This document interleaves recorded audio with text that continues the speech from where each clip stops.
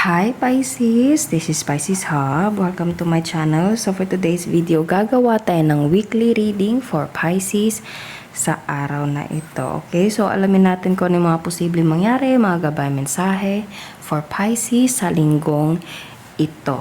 Okay? So gamitin natin itong dalawang tarot card. Alamin natin kung ano mga posibleng mangyari, mga gabay mensahe for Pisces po. Okay? Or yung mga taong nanonood ngayon na nagdi-deal po kay Pisces. Pwede din po ito sa inyo. Okay? Reminder lang po na ito ay general reading Pisces. So pwede pong mag-resonate sa inyo, pwede pong hindi. And welcome po ang lahat ng gender, babae, lalaki, LGBT, ay pwede po ito sa lahat po. Feminine or masculine, basta tugma, take lang, okay? And welcome po ang lahat. Sinabi ko na, kakasabi ko lang, okay? So, shuffle muna natin to and alamin natin kung ano yung mga posibleng mangyari for Pisces. Mga gabay mensahe ng tarot card for Pisces sa linggong ito. Okay, shuffle muna natin. And alamin natin kung ano yung messages for Pisces sa araw na ito.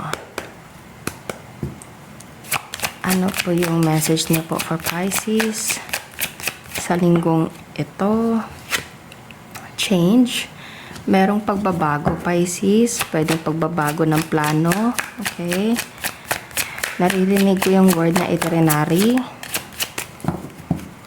Any messages po for Pisces sa linggong ito? Mga gabay mensahe. Mga posibleng mangyari for Pisces sa linggong ito.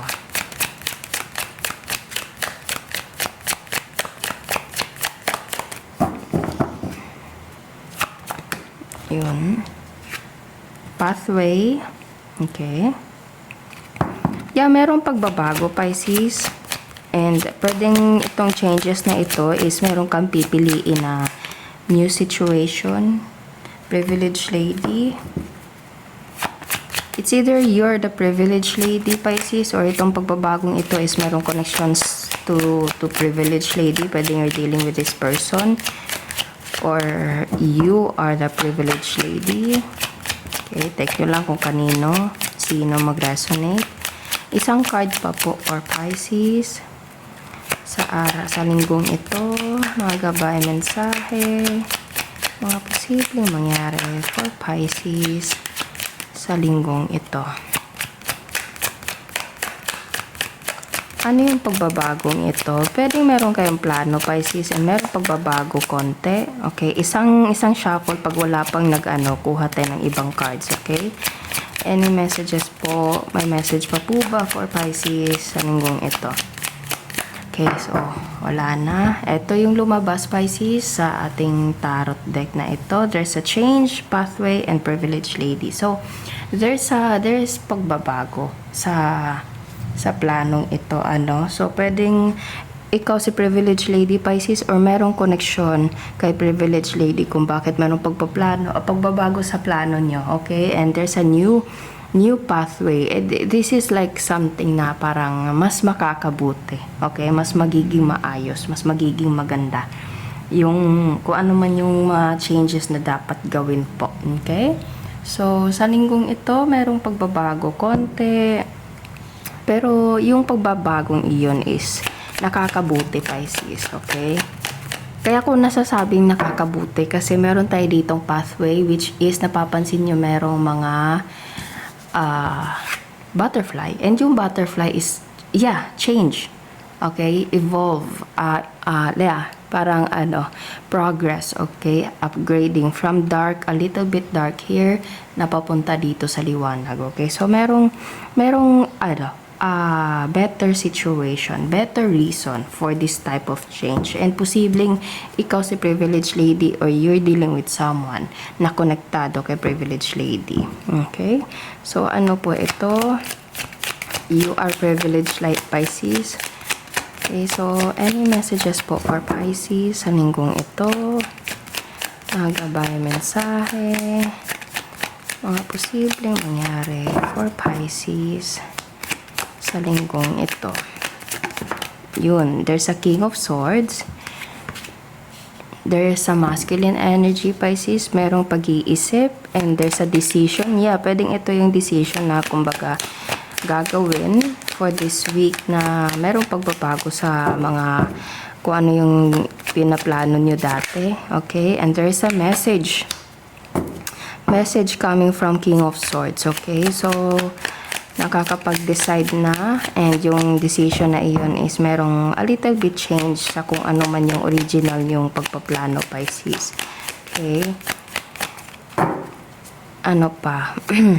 Any messages po for Pisces sa linggong ito?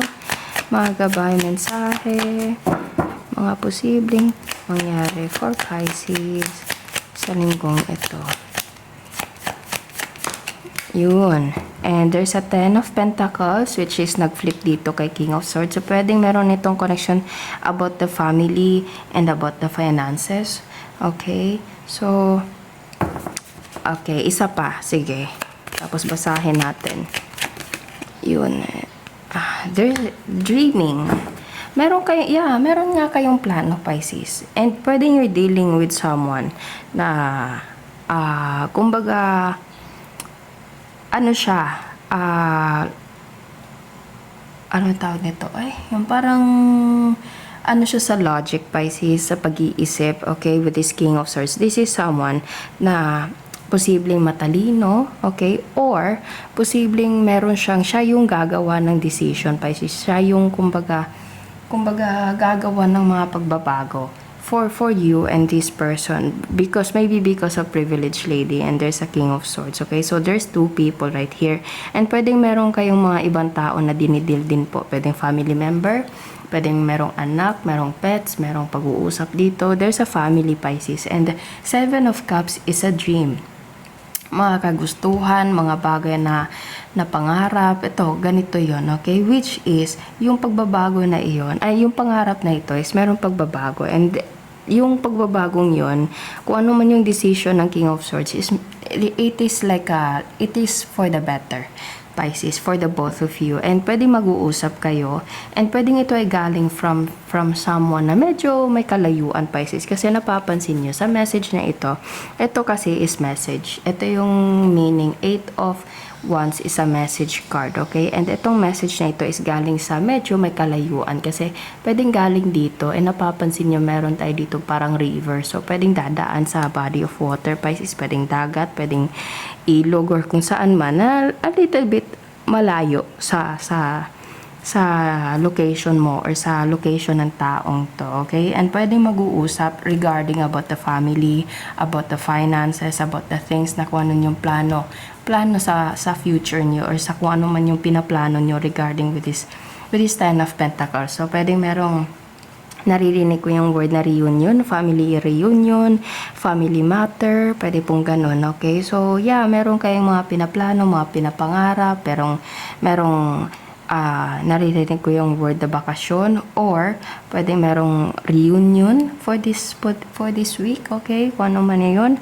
So, yeah, yun yung ano dito, Pisces, there's two people right here na pwedeng mag-uusap regarding with the family and this, okay? So, pwedeng si King of Swords is magpapadala ng message to his or her family, or to privileged lady, and merong pagbabago sa mga pangarap, sa mga plano nyo dati.